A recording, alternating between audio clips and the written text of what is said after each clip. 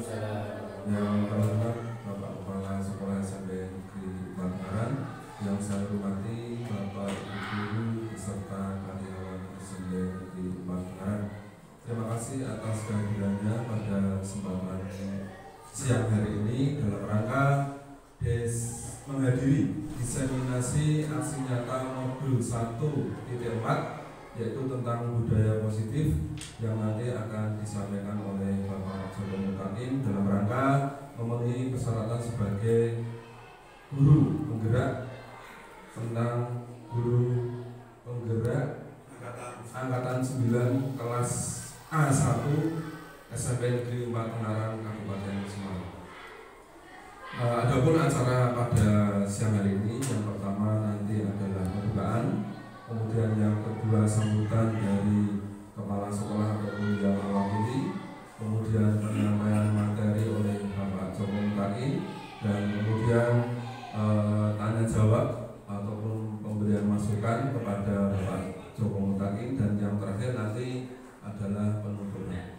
Bapak Ibu yang saya hormati, berhubung sudah siang, marilah kita buka acara pada kesempatan hari ini dengan membaca basmalah bersama-sama. Bismillahirrahmanirrahim. Semoga acara ataupun kegiatan siang hari ini dapat berjalan dengan lancar.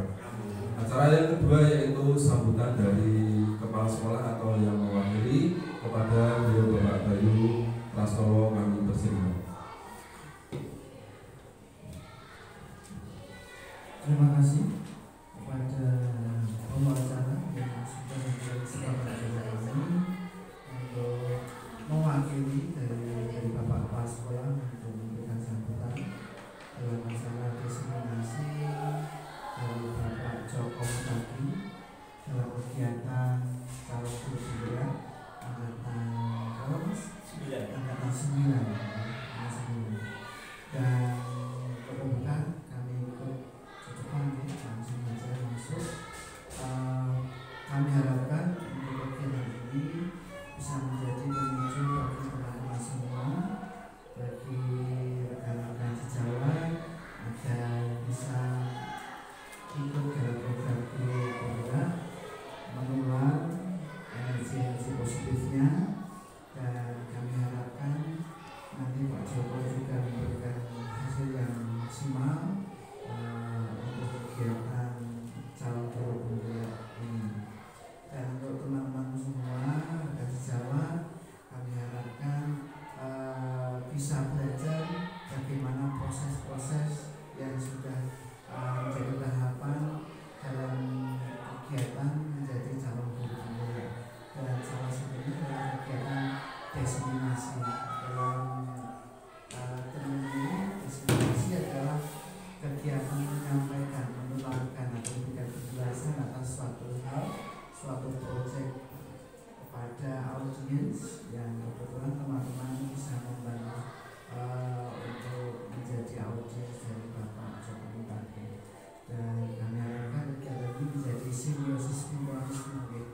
Jadi dari Pak Joko bisa dibantu oleh teman-teman, dan kemudian hari bisa memberikan bantuan, mengajari, memberikan pembelajaran kepada teman-teman yang kami sampaikan. Kami mohon maaf bahwa sekolah tidak bisa turut hadir dalam kegiatan ini, berhubung beliau ada kegiatan di rapat kerja UKS. Maka dari itu semoga kegiatan ini bisa berjalan dengan baik dan lancar. Demikian, kami tidak bisa tidak lebih jauh. Jika ada kurang lebihnya mohon maaf. Assalamualaikum warahmatullahi wabarakatuh. Waalaikumsalam. Terima kasih kepada Bapak Bayu Prastowo selaku perwakilan dari Bapak Kepala Sekolah. Untuk acara berikutnya yaitu acara inti pada siang hari ini, yaitu penyampaian materi tentang budaya positif oleh Bapak Joko Mutakin. Waktu sepenuhnya kami berikan kepada Bapak Joko Mutakin. Bismillahirrahmanirrahim. Assalamualaikum warahmatullahi wabarakatuh. Yang terhormat Bapak Kepala SMNI Batangaran atau yang mewakili dalam hal ini sebagai Bapak Agung Bayu Prastowo SPD MPD, yang saya hormati Bapak Wahyono selaku moderator, dan tentu tidak lupa yang saya hormati Bapak Ibu Guru SMNI Batangaran. Terima kasih sebelumnya saya ucapkan kepada Pak Wakil Kepala Sekolah Pak Wahyono dan kepada teman-teman yang semuanya yang hari ini merelakan waktunya dalam rangka diseminasi aksi nyata modul 4 tentang budaya positif. Jadi budaya positif itu memang akhir-akhir ini banyak digalakkan terkait dengan adanya bullying, kemudian adanya perundingan. Mungkin nanti dari hasil ini nanti mungkin Bapak Ibu sakit bisa mencermati. Kemudian nanti kalau memang ada kekurangan, nanti kita bersama-sama untuk membuat sekolah ini menjadi lebih baik dan tentunya tidak ada tindak kekerasan. Langsung saja Bapak Ibu Guru yang saya hormati, akan saya sampaikan terkait dengan aksi nyata modul 4 tentang budaya positif. Jadi konsep inti budaya positif di sini yang pertama adalah bagaimana saya awali dari perubahan paradigma belajar, kemudian disiplin positif, kemudian nilai-nilai kebajikan, kebutuhan dasar manusia, kemudian motivasi perilaku manusia, posisi kontrol guru, kemudian keyakinan kelas, dan segitiga restitusi. Jadi dalam hal ini konsep budaya positif ini ada 8 konsepnya. Yang pertama yaitu perubahan paradigma belajar. Pembelajaran dan paradigma baru itu adalah bagaimana pembelajaran yang berorientasi pada penguatan kompetensi dan pengembangan karakter sesuai dengan nilai-nilai Pancasila. Pembelajaran paradigma baru ini memastikan praktek pembelajaran yang berpusat pada murid. Karena ini merdeka belajar, jadi paradigma baru pembelajaran adalah semuanya orientasinya kepada murid, yang mana setiap murid belajar sesuai dengan kebutuhan dan tahap perkembangannya. Jadi setiap murid itu diberikan oleh Tuhan Yang Maha Esa itu potensi, dan tentunya kita sebagai Bapak Ibu Guru hanya bisa memoles, sesuai dengan kebutuhan dan tahap perkembangannya. Itulah paradigma baru pembelajaran yang berorientasi pada penguatan kompetensi dan pengembangan karakter sesuai dengan nilai-nilai Pancasila. Intinya adalah bahwa paradigma baru pembelajaran kita yaitu orientasi pada murid. Pembelajaran ini dilakukan melalui kegiatan pembelajaran di dalam kelas. Di dalam kelas, baik itu intrakurikuler kalau kita sudah, dan di luar kelas, kokurikuler atau ekstrakurikuler. Alhamdulillah kita sudah melalui kegiatan pembelajaran ini semua. Salah satunya kegiatan ekstrakurikuler pramuka wajib, kemudian ekstra drum break, kemudian ekstra rebana, di mana pembelajaran ini dapat menjaring, dapat mengasah dari keterampilan siswa-siswi SMP murid yang ada di sekolah kita, agar apa? Agar nanti hasilnya akan dapat didapat pada akhir ketika pada waktu lulus. Kemudian disiplin positif ya. Banyak sekali yang mengatakan tentang disiplin positif.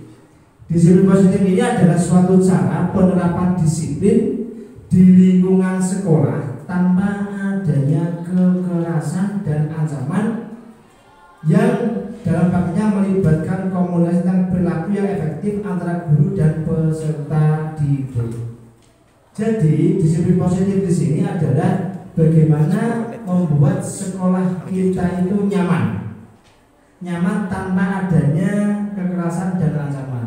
Kemarin Pak Wono sudah membuat tentang surat pernyataan dari orang tua siswa, kemudian juga mengetahui kepala sekolah, mengetahui siswa, kemudian nanti besok rencana mau ada ikrar tentang kekerasan dan ancaman yang ada di sekolah. Itu adalah salah satu disiplin positif yang ada di sekolah kita, yang salah satunya itu agar murid yang ada di tempat kita itu merasa nyaman tanpa adanya kekerasan, dan tentunya diharapkan dapat menumbuhkan kesadaran tentang kedisiplinan serta memberdayakan peserta didik untuk melakukan sesuatu tanpa ancaman hukuman.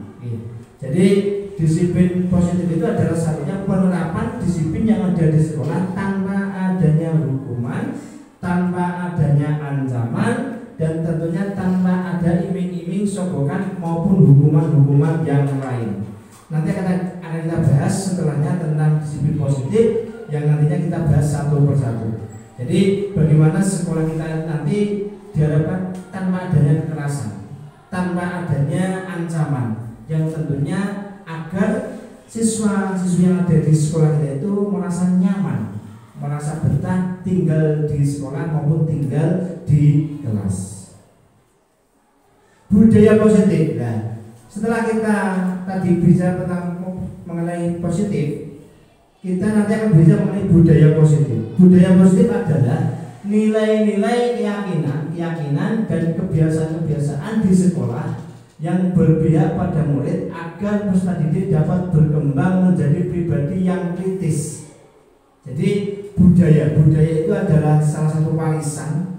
Jadi bagaimana membuat budaya yang ada di sekolah itu mempunyai nilai-nilai keyakinan. Nilai-nilai itu mungkin dapat diartikan sebagai norma-norma, keyakinan-keyakinan, dan kebiasaan-kebiasaan di sekolah yang berpihak pada murid agar peserta didik dapat berkembang menjadi pribadi yang kritis, penuh hormat, dan bertanggung jawab dalam mewujudkan budaya positif. Jadi di sini Bapak Ibu guru memegang peranan utama agar dapat membimbing putra-putri siswa-siswi agar nanti dapat berbudaya positif. Salah satunya adalah dengan menggunakan keyakinan-keyakinan dan nilai-nilai kebiasaan-kebiasaan yang sudah ada, yang tentunya sudah menjadi hal yang baik, mohon dapat ditingkatkan, dan tentunya kebiasaan-kebiasaan yang tidak baik tentunya dapat dihilangkan. Itu yang dinamakan budaya positif. Salah satu bentuk budaya positif yang dikembangkan di sekolah adalah menerapkan disiplin positif. Disiplin positif adalah suatu cara penerapan disiplin di lingkungan sekolah tanpa adanya kekerasan, tanpa adanya ancaman, yang dalam praktiknya melibatkan komunikasi tentang perilaku yang efektif antara guru dan peserta didik. Jadi disiplin positif maupun budaya positif itu tentunya diharapkan dapat menumbuhkan kesadaran agar siswa itu sadar. Agar siswa itu sadar. Jadi bagaimana disiplin positif itu agar anak-anak itu sadar bahwa mereka punya tanggung jawab, mereka punya nilai-nilai positif, mereka punya hak, mereka punya potensi yang nantinya guru menjadi hal yang besar dalam merubah semuanya itu. Kemudian yang kedua, nilai kebajikan. Jadi masih ada sangkut pautnya, masih ada kebersinambungannya.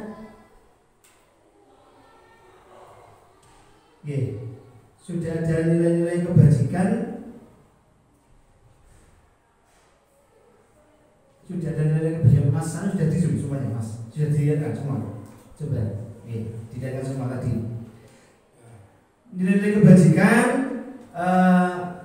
dengan pesertanya Mas Wahyu, tidak apa-apa, santai mawon. Disiplin positif yang dikemukakan oleh Kiai Haji Dewantoro adalah, kemudian dari disiplin positif itu hampir sama dengan pemikirannya Dian Gosen, di mana kedua pakar pendidikan mengartikan bahwa disiplin sebagai bentuk kontrol diri, yaitu belajar untuk kontrol diri agar dapat mencapai suatu tujuan mulia. Tujuan mulia di sini yaitu mengacu pada nilai-nilai atau prinsip-prinsip mulia yang dianut seseorang. Salah satunya nilai-nilai itu jawab, kemudian jujur. Nah, itu nilai yang ada dalam bersikap tanggung jawab, jujur, saling hormat, menghormati. Itu adalah salah satu nilai-nilai kebajikan yang ada dalam diri manusia. Salah satunya adalah murid. Jadi disiplin positif itu amat sangat penting sekali. Agar kenapa? Agar bagaimana anak-anak itu dapat mengartikan disiplin. Disiplin itu tidak hanya dalam hal baris berbaris saja, tetapi disiplin juga bisa berbentuk dengan rasa tanggung jawab, jujur, hormat, menghormati, dan tentunya yang mengandung nilai-nilai atau prinsip-prinsip mulia yang dianut oleh setiap manusia. Itu yang dinamakan nilai kebajikan. Nilai kebajikan itu tersebut sebagai bentuk-bentuk nilai kebajikan yang universal. Nilai kebajikan universal sendiri sebagai bentuk dari nilai-nilai kebajikan yang disepakati bersama. Maksudnya di sini adalah nilai kebajikan itu lepas dari suku bangsa, ras, agama, bahasa maupun latar belakangnya. Nilai-nilai ini merupakan payung besar dari sikap dan perilaku kita, atau nilai-nilai ini merupakan fondasi kita berperilaku. Maksudnya di sini adalah nilai-nilai kebajikan ini bentuk yang sudah disepakati bersama-sama. Nanti di sini ada segitiga restitusi, ada nilai positif, kemudian bahwa dari nilai-nilai bentuk nilai kebajikan tersebut itu lepas dari suku, agama, bahasa maupun latar belakangnya. Mengapa? Karena nilai-nilai kebajikan tersebut lepas dari sana. Karena kalau kita nilai kebajikan itu masih berwujud, kalau masih ada sambung nyambung dengan sana, tentunya karena kita negara yang berbhinneka tunggal ika, tentunya berbeda-beda suku agamanya, sehingga juga berbeda-beda ramah tamahannya, kemudian dialognya, kemudian berbeda-beda juga. Semacam itu. Nilai-nilai kebajikan adalah sifat-sifat positif manusia yang merupakan tujuan mulia yang ingin dicapai setiap individu. Jadi menurut teori kontrol yang dikemukakan oleh William Fraser dalam bukunya teori kontrol yang diterbitkan tahun 1984 menyatakan bahwa setiap perbuatan memiliki suatu tujuan. Tentunya sebuah tujuan itu tentunya harus ada dan dikaitkan dengan nilai-nilai kebajikan yang diyakini seseorang. Maka motivasi intrinsiknya, motivasi intrinsik itu maksudnya motivasi yang ada dalam diri kita itu akan terbangun. Maksudnya adalah bahwa nilai-nilai kebajikan itu bagaimana membuat nilai-nilai yang ada dalam tubuh kita, yang ada dalam diri kita itu terbangun. Salah satunya dengan mengaitkan nilai-nilai kebajikan. Salah satunya tadi tanggung jawab, jujur, hormat, menghormati, sehingga dapat menggerakkan motivasi diri. Jadi seseorang itu bagaimana agar nilai kebajikan itu muncul? Salah satunya dengan mengungkapkan atau membangun nilai-nilai intrinsiknya, nilai-nilai yang ada dalam diri kita masing-masing. Semua manusia pasti punya motivasi intrinsik, motivasi dalam diri kita masing-masing. Selanjutnya, nilai-nilai kebajikan yang diyakini dan sepakati bersama dalam institusi, salah satunya adalah nilai-nilai kebajikan yang dicapai oleh setiap anak Indonesia yang kita dengar dengan profil pelajar Pancasila. P5 itu ada berapa nih Pak Mulibio? Ada berapa? Profil pelajar Pancasila. Bertakwa, kemudian benalam etis, kemudian kebinekaan. Nah, semacam itu salah satunya adalah bagaimana nilai kebajikan itu disepakati bersama. Salah satunya yang ingin dicapai kalau dalam kurikulum merdeka itu adalah bagaimana membuat anak Indonesia itu dengan profil pelajar Pancasila. Di dalam profil pelajar Pancasila itu semuanya sudah ada. Dapat disimpulkan bahwa sebagian institusi atau organisasi saling memiliki nilai-nilai kebajikan yang sama. Kebajikan yang sama itu adalah nilai-nilai yang sudah disepakati bersama-sama, karena nilai-nilai tersebut bersifat universal dan lintas bahasa, suku bahasa, agama maupun latar belakang. Jadi nilai kebajikan tadi sudah diyakini, sudah disepakati dan memiliki nilai yang bersifat universal. Semuanya sudah ada. Salah satunya tanggung jawab, kemudian hormat menghormati, kemudian jujur, kemudian banyak sekali, maupun latar belakangnya. Ya. Selanjutnya, kebutuhan dasar manusia. Kebutuhan dasar manusia. Terdapat 5 kebutuhan dasar manusia. Ini pasti manusia pasti membutuhkan semua. Ya. Ada 5 tingkat kebutuhan dasar manusia. Yang pertama, yaitu kebutuhan fisiologis. Ya.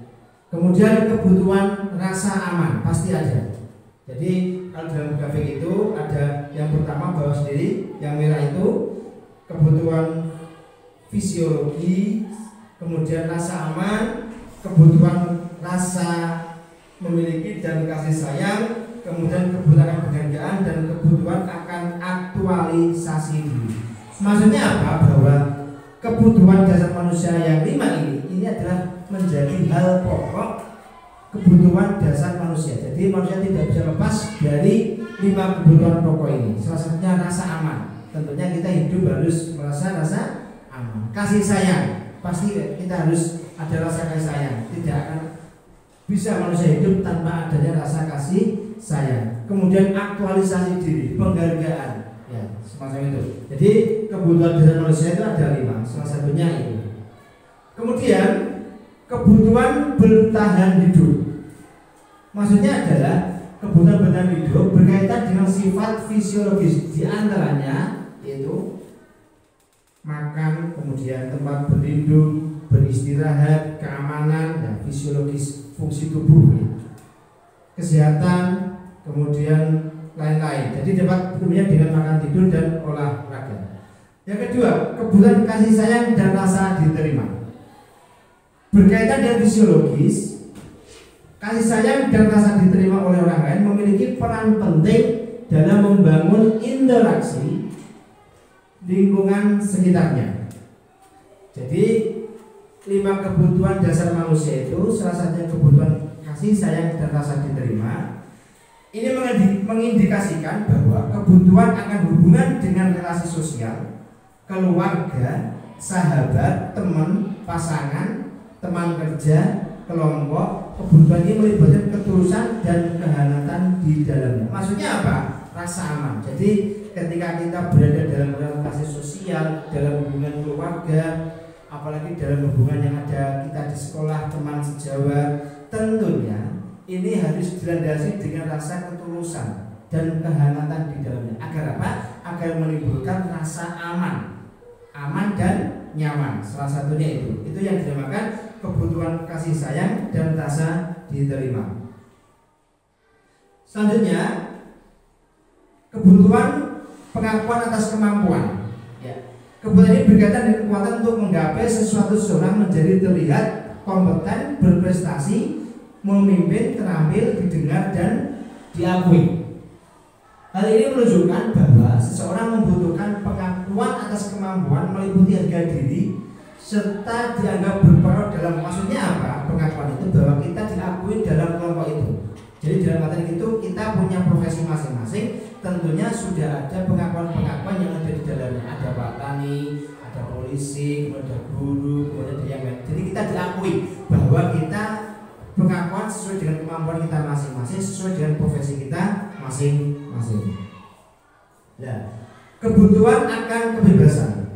Jadi kebutuhan ini mengacu pada kebutuhan dasar manusia tadi. 5 kebutuhan dasar manusia, rasa aman, kasih sayang, fisiologis tadi, untuk mandiri, memiliki pilihan, mengembangkan daya lentur dan otonom.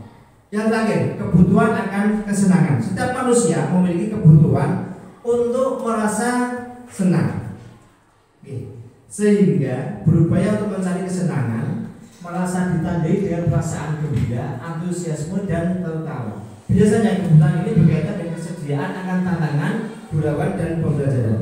Lanjut ya. Nah ini motivasi perilaku manusia. Menurut Jan Gossen dalam bukunya itu menyatakan ada 3 motivasi perilaku manusia. Yang pertama, untuk menghindari ketidaknyamanan atau hukuman. Jadi motivasi perilaku manusia itu salah satunya adalah untuk menghindari ketidaknyamanan atau hukuman. Yang kedua, untuk mendapatkan imbalan atau penghargaan dari orang lain. Yang ketiga, untuk menjadi orang yang mereka inginkan dan menghargai diri sendiri dengan nilai-nilai yang mereka percayai. Itu yang dinamakan motivasi. Kemudian dari ketiga motivasi perilaku itu mewujudkan disiplin positif. Ya, disiplin positif ini yang harus ditanamkan dalam murid adalah motivasi yang nomor 3. Nomor 3 tadi apa? Untuk menjadi orang-orang yang mereka inginkan dan menghargai diri sendiri dengan nilai-nilai yang mereka percaya. Jadi yang sesuai dengan motivasi tadi, motivasi yang nomor 3 adalah motivasi yang paling penting, yang paling diminati, yang sesuai dengan karakter siswa. Di dalam siswa itu ada motivasi intrinsik, motivasi dari dalam tadi, ada harga diri, kemudian jujur, kemudian bagaimana kita anak-anak itu dengan menghormati apa itu.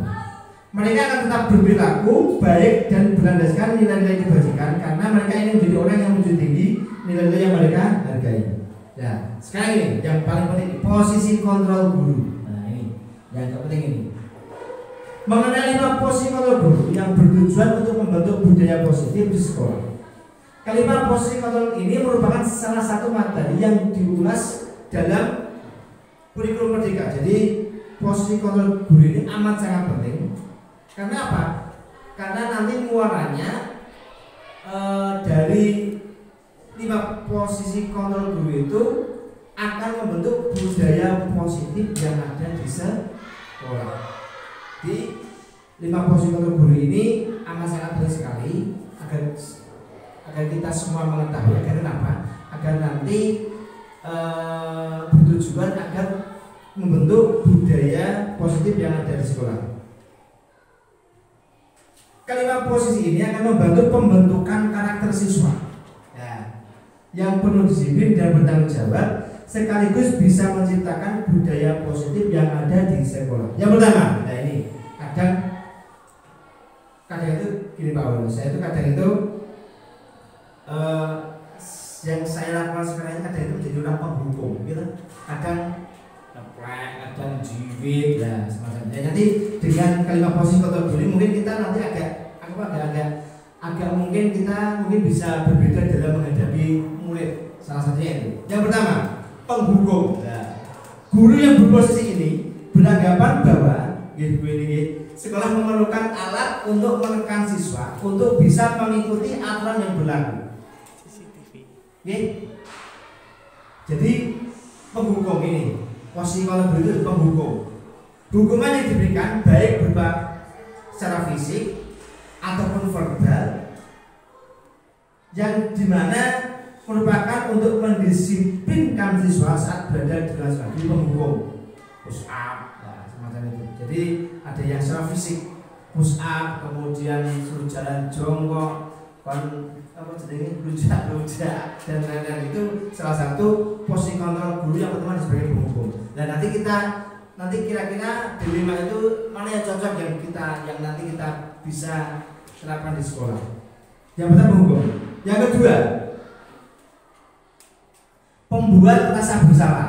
Nah, pada posisi ini guru cenderung mengeluarkan kata-kata yang jauh lebih lembut dibandingkan pada posisi penghukum. Jadi kalau tadi penghukum itu dengan verbal atau fisik, yang kedua ini pembuat rasa bersalah. Pada posisi ini guru cenderung menggunakan kata-kata yang lebih lembut dibandingkan pada posisi penghukum. Kamu salah, kamu bahwa hari ini kamu sudah telat, kamu itu salah. Ini adalah salah satu 5 fungsi kontrol guru yang pembuat bersalah. Walau begitu, kata-kata yang diucapkan ini akan membuat siswa menjadi merasa bersalah. Nah ini tidak nyaman, merasa dirinya rendah, nah ini tidak berharga, bahkan mengecewakan orang lain. Jadi yang pertama penghukum, yang kedua yaitu pembuat rasa bersalah. Nah ini ada semacam itu. Dengan kata-kata yang diucapkan tadi dari guru tadi membuat siswa menjadi merasa bersalah, tidak nyaman, merasakan dirinya rendah, tidak berharga, bahkan mengecewakan orang lain.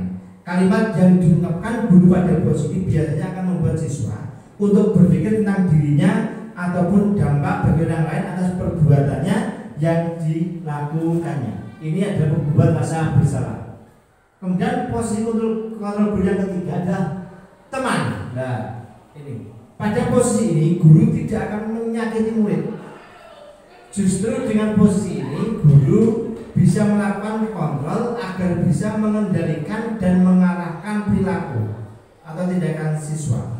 Namun begitu, pada posisi ini memiliki dampak positif dan negatifnya. Positifnya, siswa merasakan dihargai dan mau melakukan apa yang diperintahkan guru karena dianggap sebagai teman, ya, karena gurunya sebagai teman. Namun begitu, dampak negatifnya, siswa bisa jadi kecewa ketika guru yang dianggap teman ini ternyata tidak membantu dirinya.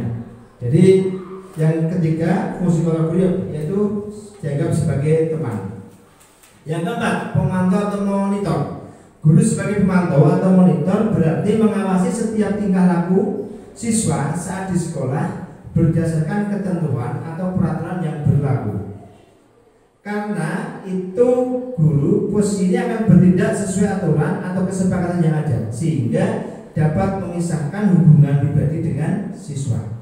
Jadi sebagai pemantau hanya melihat saja, melakukan pencatatan, daftar ataupun bukti terhadap tindakan yang dilakukan saja. Jadi dalam fungsi kontrol guru tadi yang keempat pemantau, kita hanya sebagai pemantau saja. Jadi anak ini hari ini tidak berangkat ditulis, kemudian besoknya bolos ditulis. Jadi sebagai pemantau saja dan melakukan pencatatan, daftar-daftar atau lainnya digunakan sebagai bukti bahwa tindakan yang dilakukan oleh siswa tadi tercatat dalam buku catatan siswa. Yang kelima, manajer. Nah ini, guru sebagai posisi manajer berarti berperilaku layaknya seorang mentor yang memberikan arahan, bimbingan maupun mendukung tindakan siswa. Siswa bertanggungjawabkan tindakannya sekaligus memberikan arahan untuk menemukan solusi dari suatu permasalahan. Jadi guru yang menjalankan posisi telah memiliki keterampilan berposisi sebagai teman maupun pemantau sehingga bisa lebih fleksibel dalam mengarahkan siswa. Jadi kalau saya melihat dari 5 posisi kontrol guru ini, mungkin kita bisa sebagai manajer. Maksudnya apa? Jadi anak-anak itu diberikan arahan, bimbingan, kemudian mendukung tindakan siswa dan mempertanggungjawabkan tindakannya, sekaligus memberikan arahan untuk menemukan solusi dari suatu permasalahannya, bahwa tindakan yang dilakukan oleh siswa tersebut adalah salah. Guru pada posisi ini sejatinya adalah membimbing siswa untuk mandiri, merdeka, dan bertanggung jawab atas seluruh perilaku yang dilakukannya. Semacam itu. Nah ini, kemudian keyakinan kelas. Budaya positif ini tidak lepas dari keyakinan kelas. Kalau di sekolah kita sudah semuanya dilakukan. Salah satunya bahwa di kelas itu sudah ada tata tertib sekolah, kemudian siswa juga sudah membuat tata tertib ataupun keyakinan-keyakinan yang ada di kelas. Nah, budaya positif ini tidak lepas dari keyakinan kelas. Salah satu unsur utama dari budaya positif adalah disiplin positif sebagai salah satu wadah menciptakan budaya positif yang berhubungan erat dengan tercapainya tujuan pendidikan sesuai dengan filosofi Ki Hajar Dewantara. Jadi filosofi Ki Hajar Dewantara itu adalah guru itu menuntun murid agar menjadi sesuai dengan apa yang diinginkannya. Selanjutnya, salah satu langkah untuk menimbulkan kembali disiplin positif tersebut adalah dengan membuat keyakinan kelas. pada pembelajaran tatap muka yang mulai berlangsung. Salah satunya, keyakinan kelas diberi karena setiap tindakan atau perilaku yang kita lakukan dalam kelas dapat menentukan terciptanya lingkungan positif. Jadi kalau kelas 9A itu sudah membuat keyakinan kelas, salah satunya adalah ketika yang terlambat kena denda semacam itu adalah salah satu keyakinan kelas. Itu dapat menimbulkan disiplin positif. Kemudian disiplin positif itu akan membuat budaya positif yang ada di kelas, yaitu dengan membuat keyakinan kelas. Jadi keyakinan kelas itu ketika dilanggar dari warga kelas, maka sanksinya adalah salah satunya yaitu dikembalikan kepada keyakinan kelas tadi masing-masing. Keyakinan kelas adalah salah satu disiplin positif yang bisa kita terapkan dalam membangun budaya positif di sekolah. Dengan adanya keyakinan kelas di setiap kelas dapat mewujudkan tujuan pendidikan yang berorientasi kepada profil pelajar Pancasila. Itu adalah salah satu keyakinan kelas. Contoh keyakinan kelas ya ini, kelas 7B. Kami menjaga kebersihan dan ketertiban kelas setiap saat. Kami bersaudara dan saling membantu jika ada teman yang memerlukan bantuan. Itu adalah satu kelas. Jadi keyakinan kelas tersebut ini adalah keyakinan yang dibuat dari kelas. Jadi itu yang membuat ketua kelas bahwa dengan warga kelas itu membuat keyakinan bahwa keyakinan kelas itu seperti itu. Jadi tidak boleh dilanggar. Ketika dilanggar akan mendapatkan sanksi dari warga kelas itu sendiri. Selanjutnya segitiga restitusi. Nah, mungkin masih asing ya dengan segitiga restitusi ini. Segitiga restitusi ini adalah nanti di dalam PMM itu Bapak Ibu, dalam PMM itu nanti ada namanya segitiga restitusi ketika mau akhir itu pasti ada segitiga restitusi. Itu ada materi semacam itu. Jadi segitiga restitusi itu merupakan sebuah strategi yang dapat dilakukan sebagai proses menciptakan kondisi menuntun murid untuk memperbaiki kesalahan-kesalahan yang mereka lakukan. Dengan penerapan segitiga restitusi, murid dapat bisa kembali ke kelompok mereka dan telah memiliki karakter yang kuat dalam memperbaiki kesalahan yang telah dilakukan. Maksudnya bahwa segitiga restitusi ini adalah sebuah strategi. Nanti ada menggunakan baja, nanti di belakang ada. Jadi strategi yang dapat dilakukan sebagai proses untuk menciptakan penuntun murid untuk memperbaiki kesalahan-kesalahan. Tentunya semua murid pasti punya salah. Ya, dengan segitiga restitusi ini akan jelas, akan tercipta bagaimana seorang murid itu agar dapat memperbaiki kesalahan-kesalahan yang mereka lakukan dengan menerapkan segitiga restitusi itu. Karena apa? Di dalam segitiga restitusi itu nanti akan diawali dengan memberikan pertanyaan-pertanyaan yang dapat menggali hal-hal yang menjadi penyebab dan konsekuensi suatu kesalahan yang dilakukan oleh murid. Itu adalah salah satu segitiga restitusi, yaitu sebuah strategi. Selain itu, guru akan memberikan pernyataan-pernyataan yang menguatkan murid bahwa kesalahan tersebut bisa saja tidak hanya dilakukan namun orang lain juga. Jadi setiap manusia itu, setiap siswa itu pasti ada salah. Itu adalah pernyataan-pernyataan untuk menguatkan murid. Jadi bagaimana murid itu bahwa setiap manusia, setiap murid itu pasti salah. Adalah hal yang manusiawi. Ya, dengan pernyataan-pernyataan tersebut itu dapat menguatkan murid bahwa setiap orang pasti akan melakukan kesalahan dan tentunya tidak akan melakukan kesalahan lagi. Ya, itu adalah salah satu segitiga restitusi. Pernyataan-pernyataan tersebut dapat diajukan tentu. Contoh pertanyaannya, kamu tentu punya alasan mengapa melakukan itu. Apakah ada cara yang lebih efektif untuk mendapatkan apa yang kamu butuhkan? Nah, jadi perkataan-perkataan semacam itu bagaimana menggali siswa itu, bahwa siswa itu menyadari bahwa apa yang sudah dilakukan itu salah. Nah, dengan siswa itu merasa salah dan telah melanggar apa yang sudah ada dalam keyakinan kelas itu, makanya tentunya siswa itu akan melakukan bahwa salah itu adalah suatu hal yang manusiawi dan tentunya tidak akan melakukan kesalahan lagi. Kemudian pertanyaan-pertanyaan dibagi menjadi beberapa tahap dalam segitiga restitusi itu. Pertanyaan tersebut diajukan guru tentu bisa berkembang sesuai dengan kondisi yang terjadi saat itu. Contoh pertanyaannya, apakah yang kamu lakukan ini sudah benar? Apakah yang kamu lakukan itu sudah sesuai dengan apa yang ada dalam keyakinan kelas? Ya, tentunya setiap kelas pasti punya keyakinan. Makanya di dalam kelas itu ada, kalau kelas 7 mungkin belum ya, kelas 9 yang sudah membuat keyakinan kelas itu. Apakah bolos itu sudah sesuai dengan keyakinan kelas? Apakah datang terlambat itu apakah sudah sesuai dengan keyakinan kelas? Apakah menyontek itu apakah sudah sesuai dengan keyakinan kelas? Nah, semuanya. Jadi pertanyaan-pertanyaan itu disesuaikan dengan keyakinan yang telah disepakati. Makanya ketika dalam pembelajaran itu tentunya ada keyakinan-keyakinan, kesepakatan-kesepakatan.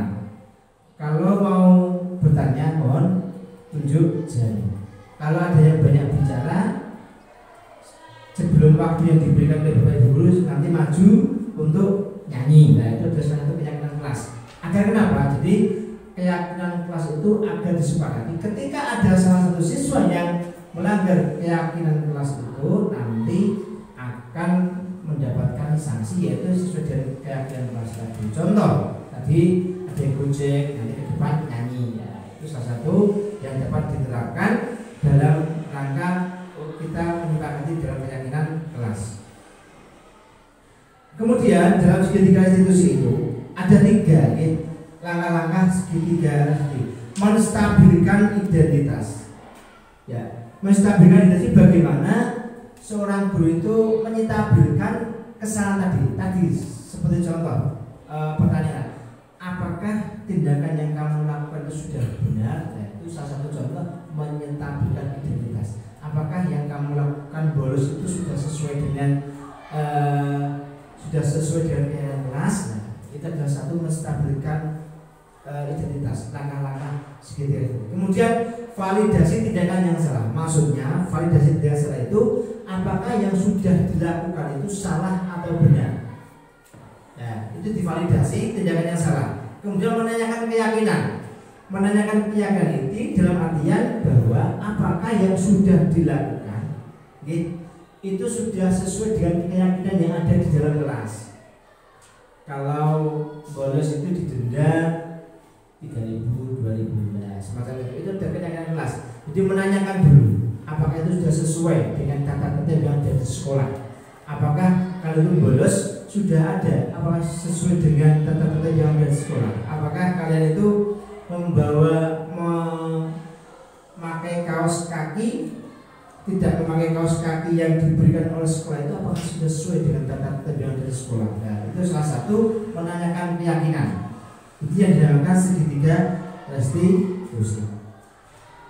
Kemudian Ibu, dari semua yang disampaikan maka dapat disimpulkan bahwa melalui penerapan tindakan restitusi siswa dapat menyadari. Jadi siswa itu dapat menyadari dan mengakui kesalahan. Jadi tadi menstabilkan identitas, kemudian menanyakan keyakinan, kemudian mengakui kesalahan, itu salah satu hal tindakan yang dibuat agar siswa itu mengakui kesalahan yang telah dilakukan secara terbuka dan sukarela, sehingga memunculkan kesan rasa nyaman dalam diri peserta didik. Itu jadi bagaimana agar kesalahan yang dilakukan oleh siswa tadi tidak diulang lagi. Hal ini pula nantinya akan diterapkan oleh Bapak Ibu guru agar dapat menciptakan suasana lingkungan yang positif dan menyenangkan bagi siswa. Nah, ini tadi Pak Munib dimensi profil Pancasila, beriman bertakwa kepada Tuhan Yang Maha Esa, kemudian berkebinekaan global, mandiri, benar kritis, kreatif, dan ber, 5. Itu yang masuk dalam segitiga retribusi. Salah satunya nanti buat pertanyaan, mewujudkan karakter siswa, ya, semacam itu. Lanjut, ya, selesai. Itu saja Bapak Ibu guru yang dapat kami sampaikan. Intinya apa? Bahwa dengan adanya diseminasi ini, saya harapkan paling tidak Bapak Ibu guru mengetahui tentang apa yang dinamakan disiplin positif yang ada di sekolah. Salah satunya kita sebagai seorang guru tentunya bagaimana menghadapi siswa. Bagaimana menghadapi siswa itu tentunya agar siswa itu dapat berbudaya, dapat membudayakan disiplin positif. Salah satunya dengan tidak adanya tindak kekerasan, bullying, kemudian perundungan, kemudian kekerasan seksual semacam itu. Agar kenapa? Agar mereka berada di sekolah itu merasa aman, merasa nyaman. Jadi mereka betah tinggal di sekolah. Kemudian tentunya kalau sudah merasa nyaman, kemudian betah di sekolah, tentunya mereka nilai-nilai hasil dari belajar mereka juga tentunya akan naik semacam itu. Itulah salah satu makna disiplin positif yang ada di sekolah. Dan peran disiplin positif ini tidak lepas dari guru. Jadi bagaimana kita membimbing, menuntun sesuai dengan filosofis Ki Hajar Dewantara bahwa guru itu menuntun siswa. Menuntun itu diibaratkan guru itu sebagai seorang pelukis. Jadi siswa itu diibaratkan sebagai kanvas. Bagaimana guru itu melukis siswa itu bisa baik, bisa indah, kemudian bisa menjadi enak dipandang, itu tergantung dari seorang pelukis. Jadi bagaimana seorang pelukis itu membuat lukisan itu menjadi indah dipandang. Ya, Ki Hajar Dewantara mengibaratkan guru semacam itu. Jadi menuntun, jadi membimbing siswa menjadi ke arah yang lebih baik. Itu saja yang Bapak Ibu yang dapat kami sampaikan dalam rangka diseminasi kegiatan calon guru pembela angkatan 9 ini. Tentunya Bapak Ibu guru pasti masih dalam masih berpikir semacam itu ya. Nanti tentunya kita belajar bersama-sama. Nanti saya harapkan nanti kita coba berkolaborasi dalam rangka membuat budaya positif yang ada di sekolah. Karena akhir-akhir ini kekerasan seksual, kemudian bullying, perundungan, kemudian kenakalan remaja yang ada di sekolah di mana-mana itu banyak sekali terjadi. Nah, dengan disiplin positif ini mungkin paling tidak bisa memberikan angin segar, bisa memberikan gambaran bagaimana agar budaya positif yang ada di sekolah dapat tercapai. Terima kasih atas waktu yang diberikan. Nanti akan saya berikan kepada Pak Wahono. Terima kasih. Saya akhiri. Assalamualaikum warahmatullahi wabarakatuh. Waalaikumsalam warahmatullahi wabarakatuh.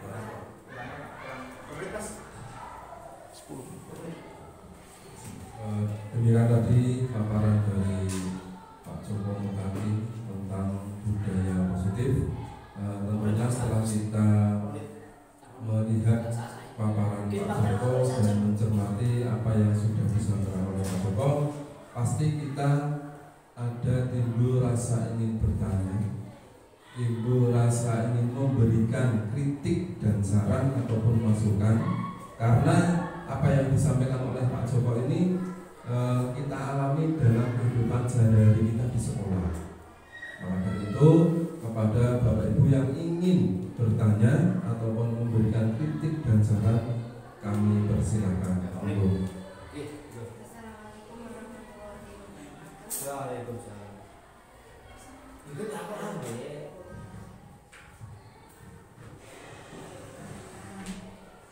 Assalamualaikum warahmatullahi wabarakatuh. Waalaikumsalam. Saya hanya sedikit memberikan masukan untuk menerapkan kedisiplinan yang positif di kelas. Itu tadi berdasarkan panjang lebar oleh Bapak Joko Mutati. Saya memberikan masukan sedikit untuk menarik siswa agar disiplin itu lebih baiknya atau untuk kedepannya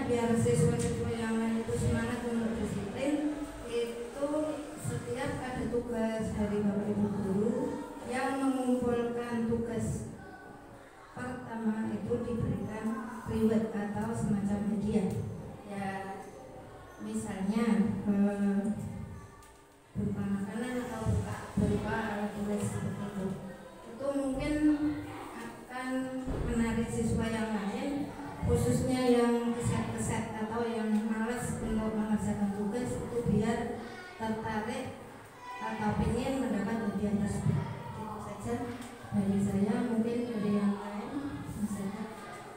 Sekian, wassalamualaikum warahmatullahi wabarakatuh. Langsung ditanggapi apa? Ya, terima kasih Bu Aini Latifah atas masukannya. Tentunya memang disiplin positif itu memang harus selalu ada dalam sekolah.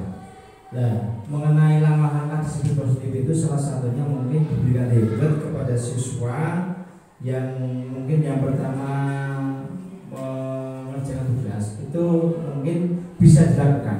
Karena apa? Mungkin yang penting intinya apa? Bagaimana siswa itu mempunyai rasa tanggung jawab, kemudian mempunyai rasa jujur, mempunyai rasa hormat menghormati. Intinya semacam itu. Jadi bagaimana siswa itu mempunyai rasa aman dulu, rasa aman, kemudian mempunyai kebiasaan, mempunyai budaya yang positif yang ada di sekolah.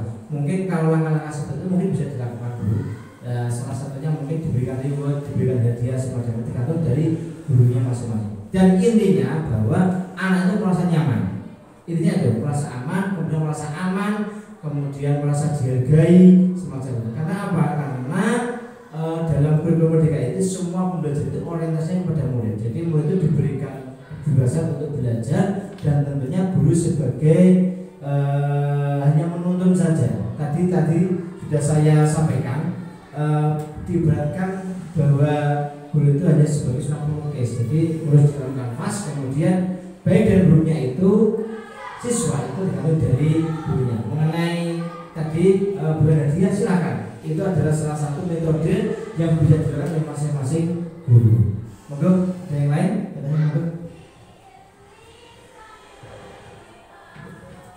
Terima kasih. Assalamualaikum warahmatullahi wabarakatuh. Waalaikumsalam warahmatullahi wabarakatuh.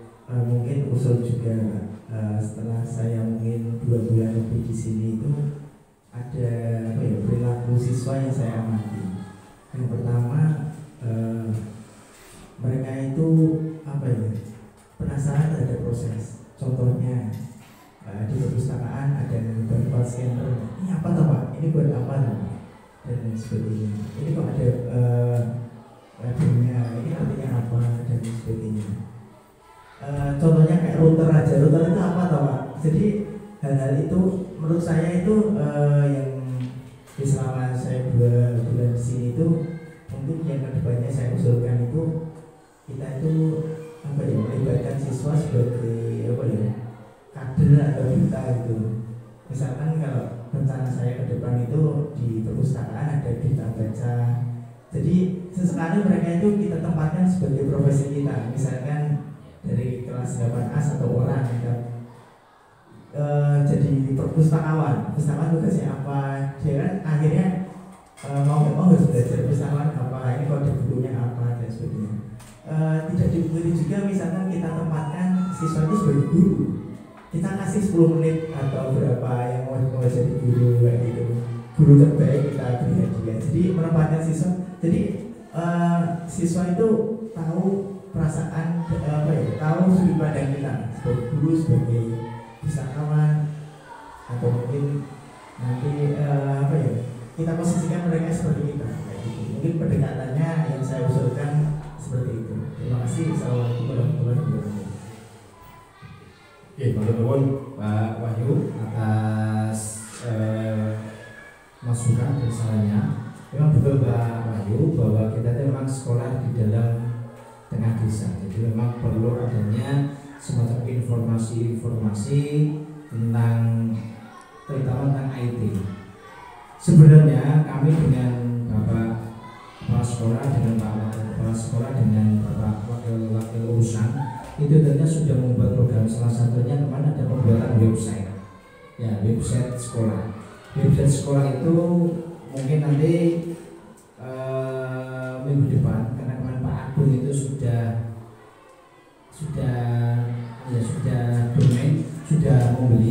Itu salah satunya nanti kita ada ngobrol sekolah dan nanti mungkin karena Bapak Ibu guru ini kegiatannya juga banyak sekali belajar dan mungkin nanti Pak Wahyu bisa dibantu salah satunya dengan informasi-informasi salah satunya bahwa tentang itu ketika mau ke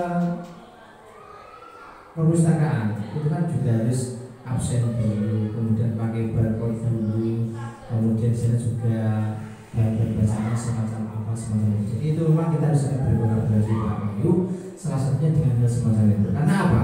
Karena kalau memang kita hanya mengandalkan satu orang, jadi kita saling berkolaborasi agar semua itu dapat. Jadi semua siswa itu ketika masuk kemanapun juga mereka tahu. Kemudian bahwa juga program dari Sarpras saya juga intinya nanti pembuatan website, kemudian ada semacam di buku cetak itu Pak Wahyu nanti mungkin agar lebih nyaman itu mungkin bisa diberi kipas angin semacam. Jadi mereka itu nyaman.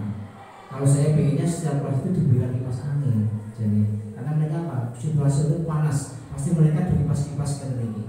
Ya, tapi karena kita melihat dari dana kondisi bos, kemudian komite yang tidak memungkinkan, dan tentunya untuk anggaran-anggaran itu yang urgent dulu yang diberikan semacam itu. Jadi terima kasih Pak Wahyu atas masukannya. Mungkin nanti ketika masuk, saya pun juga mungkin siswa tahu scanner itu apa ya, tahunya scanner di Indomaret, gitu semacam itu. Ini scanner apa, scanner apa, semacam itu. Nanti karena itu scannernya masih pinjam ya, nanti mungkin dapat dianggarkan tahun depan. Nanti atas kesetujuan dari Pak Wakil, Kepala Sekolah dan Pak Kepala Sekolah, dan kemudian dari masukan dari teman-teman yang lain. Makanya nanti segala yang kira-kira urgent, yang kira-kira nanti membuat siswa itu berkreatif, kemudian agar siswa itu dapat apa ya, dalam hal literasi maupun numerasi, nanti kita akan fasilitasi dengan bertujuan dari perangkat sekolah. Itu saja. Ada yang lain? Pak Alif, menurut Pak. Terima kasih Pak Guru. Saya menambahkan apa yang disampaikan oleh Pak Wahyu tadi. Itu sebenarnya di program kesiswaan itu sudah ada Pak Wahyu, yaitu tentang perpustakaan, kemudian dalam bidang agama ada yang namanya rohis, kemudian ada di bidang kesehatan itu ada yang namanya P3, kemudian kebersihan ada yang namanya kader sampah, dan kemudian banyak lagi yang lainnya. Terutama di perpus juga sudah ada Pak kemarin di apa ya, struktur organisasi perpustakaan itu juga melibatkan siswa. Nah kemungkinan itu nanti siswa yang ada di struktur perpustakaan bisa dilibatkan Pak. Kalau nggak salah kemarin ada 2 atau 3, 4 siswa, tinggal nanti dipanggil saja dilibatkan. Nah, memang rencana itu sudah kami buat sejak lama dalam apa ya, anggaran kerja kesiswaan. Namun untuk pelaksanaannya ya mohon maaf karena terbentur dengan jumlah siswa, jumlah guru dan sarana serta prasarana, maka untuk pelaksanaannya belum begitu efektif. Nah, makanya ini nanti mohon dukungan kepada Bapak Ibu semuanya untuk efektifnya bagaimana, karena mengingat peserta didik di sekolah kita itu terbatas. Nanti kalau semuanya dilibatkan, tentunya juga mengurangi apa ya, aktivitas peserta didik. Kalau sekolah yang besar kan peserta didiknya banyak, nah, itu tidak begitu mengganggu dalam KPM. Namun kalau di sekolah kita nanti dilibatkan itu semuanya, kegiatan KPM-nya juga akan sedikit terganggu, gitu Pak. Terima kasih. Oke, matur Pak Wono. Jadi sudah ada jobnya masing-masing. Jadi ini kolaborasi. Jadi bagaimana nanti kalau tidak ada semacam ini mungkin Pak Wahyu juga tidak mengetahui Pak Wahyu. Bila sudah ada bahwa program-program termasuk program dari kurikulum, program Sarpras, program kesiswaan, program BOS, kemudian program yang lain. Jadi intinya apa? Bagaimana kita saling berkolaborasi. Mana itu yang kira-kira nanti ya diingatkan, sama-sama diingatkan, dan tentunya agar nanti bahwa sekolah itu yang saya sekarang nyaman, rasa nyaman. Kalau dari raport pendidikan itu kemarin Pak Saya itu bilang ada rokim ya, itu tidak nyaman. Tapi dalam pendidikan yang saat ini kita juga belum tahu. Terima kasih Bapak Ibu semuanya atas masukannya, umpan baliknya. Sekali lagi saya terima kasih kepada Pak Wono, Pak Bayu, Bu Aini, Bu Rika, Pak Wahyu, Pak Munib atas kehadirannya, atas meluangkan waktunya. Semoga nanti dari hasil diseminasi ini sebagai bahan masukan kita bersama-sama agar kita selalu berkolaborasi dan tentunya membuat budaya positif yang ada di SMP Negeri 4 Ungaran. Saya akhiri, wabillahi saya mohon maaf. Assalamualaikum warahmatullahi wabarakatuh. Beri tepuk tangan untuk Pak Joko. Luar biasa sekali sudah disampaikan oleh Pak Joko. Semoga kegiatan diseminasi ini bermanfaat bagi kita semuanya. Untuk mengakhiri acara pada siang hari ini, marilah kita tutup acara dengan membaca doa bersama-sama. Sekian, assalamualaikum warahmatullahi wabarakatuh.